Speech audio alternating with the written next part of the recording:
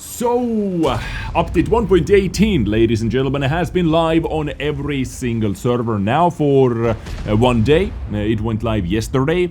Today is 1st of September, and let's talk about the experience I had in the first day at least. Now, you can see that I already have Minotauro. Yes, I went ahead and got myself Minotauro day 1 as well. Why? Mainly because I am a content creator, and while I was streaming yesterday for actually 7 or 8 hours, maybe even, many people, you know, came into the chat, came into the stream asking, what do you think about the Vipera? What do you think about the Minotauro? Is this tank worth grinding and so on, so on? So I simply showcased what they are fighting for and if it is worth to get or not. Basically investment into you guys, because I am going to buy every other vehicle as well, and I'm going to test those things out because as I have showed you, or as I showed you in the update quick review video, there are some meme tanks in the lower tiers. For example, the tier 6 meme tank with over 4,000 DPM. Yeah, you're able to get over 4,000 DPM on a tier 6 vehicle with high explosive rounds that has 105 millimeters of penetration. So we'll see what I'm able to do with that. But so yesterday I played full day in tier 10s. I played with Minotauro, I played with the new buffed AMX M4 as well. And when I played with Minotauro, I have to be honest guys, I do not remember being so damn bored playing tier 10 matchmaking, tier 10 battles before than I was yesterday playing mainly with Minotauro. Once again, you know, just to showcase this vehicle to as many people as possible. Because this tank, how to put it politely, is not the most interesting tank to play, at least not at the moment. When we have, you know, overall we have quite a hull down meta going on, and now Minotauro being a new tank in this game, I would say for the next week or so, there are going to be a lot of Minotauros. In this battle I was the only one, and this is the rare battle, and maybe one of the reasons why this battle is on the background for you today. Also the reason that I'm basically in the best possible position for this vehicle, completely hull down. They are not able to see my commander hatch that clearly. They are able to see that, but it's very hard to penetrate. They have to be extremely lucky to hit that. So all the other hull down tanks we already have, plus now Minotauros, a lot of those tanks as well. The battles were just, you know, hull down face up. Like, who is more lucky, who has more RNG hitting each other's commander hatches? Tiny minuscule commander hatches. And this is what I said in my first preview videos about the Minotauro as well, that we need to see how this tank plays on the live server, because on the test server people are playing way more chaotic. You know, they do not care about their stats, they're just, you know, having kind of fun over there, just fooling around. And over there, there was not that much, you know, just camping or sitting in the back, sitting in hull down positions, because on the live server, where people actually do care about their DPG, damage per game, about their stats, they're playing a lot more carefully, which for me personally equaled, you know, many battles being extremely freaking boring. Now that said, Minotauro is honestly very, very strong tank. It is very, very good tank. In hull down, you know, it is absolutely nuts. You know, it has a nice damage output and all those things, but quick tip for you, right now you definitely do not need to rush towards this vehicle. Start from the low tiers, work your way up. There are some fun tanks, as I said, in the lower tiers as well, and move your way up slowly. You do not need to rush anywhere.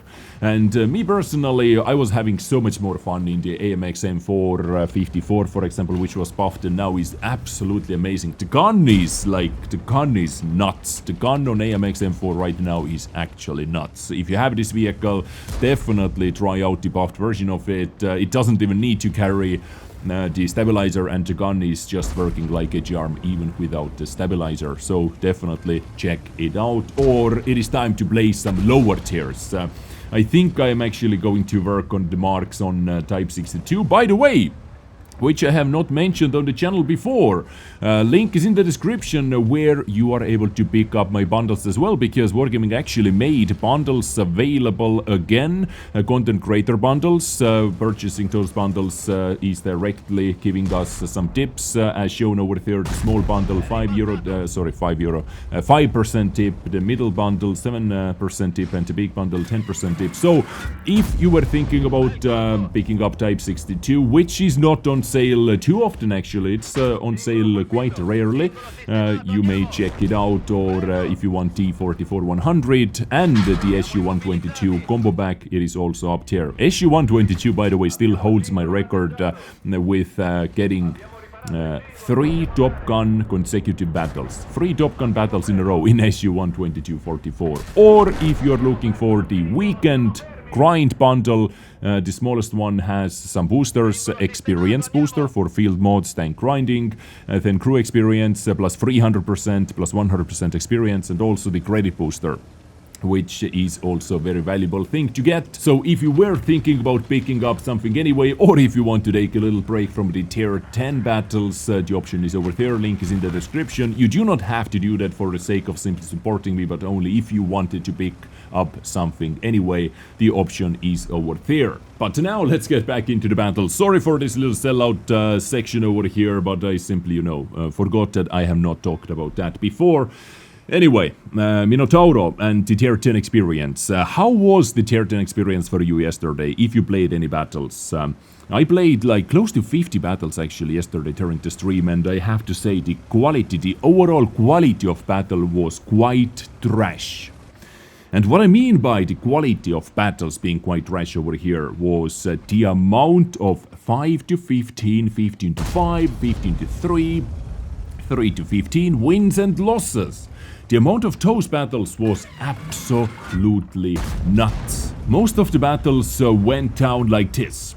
People were sitting in the hull down positions, trying to snipe each other's commander hatches, missing each other's commander hatches. Nobody was dealing any damage in the first 5-6 minutes, and then suddenly, boom, everyone dead.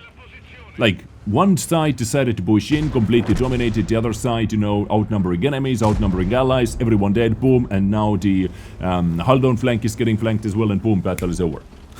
15 to 5. Did anyone else have that experience yesterday? I had it on all kinds of different maps, coast town, like all over the place. This battle was actually one of the battles which was standing out, because you can see the score is 11 to 12.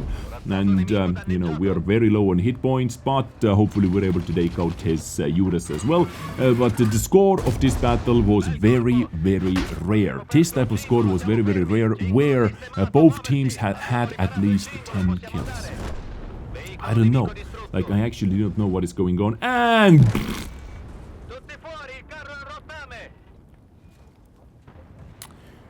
yep, that was the end of my battle. Talking about artillery, actually, ladies and gentlemen, update 1.18 introduced a lot of changes to the vehicles, a lot of buffs and nerfs, map rebalancing, and mostly, I have to say, I like those. Mostly positive feedback about that. The artillery matchmaking, however, them saying that they try to limit the number of triple artillery battles to the absolute minimum, seems to be working like a charm as well. Yesterday, I have to say, artillery-wise, the matchmaking was honestly very, very good. Because out of 50 or so battles I played yesterday, I saw triple RT battles only once. There was only one triple RT battle. Multiple 2 RT battles, then, 1 RT battles, and I actually had a lot of 0 RT battles as well. How was that experience for you? Because, I'm only one guy.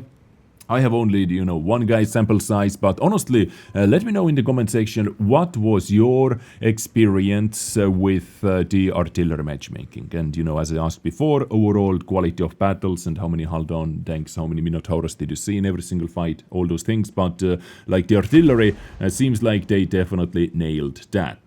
There were a couple weird light tank battles, I have to say, though, because, they did limit the light tank platoon to 1, they also limited the wheeled vehicles to 1 per team, and if one team has wheeled vehicle, the other team is going to have wheeled vehicle as well. All those changes are very, very good, fantastic changes, but at the same time, I saw quite a lot of battles where we had 3 or 4 light tanks even in higher tiers, which doesn't happen too often. So this is definitely the next thing they should look at. And this is what I have mentioned many times on the channel as well, that you really, Wargaming should look at the maximum amount of light tanks per battle. And my perfect battles would be max 2. like artillery. Maximum 2 light tanks. Because why is it good? Why is it beneficial for everyone, basically? You know, if you're going to have too many light tanks on the battlefield, those light tanks are going to play way more recklessly than usual. Why? Because if you have light tank missions, if you have the spotting missions, you are basically now fighting with your own teammates to do the spotting. Like, who is going to get that guy? Who is going to spot this? Who is going to spot that?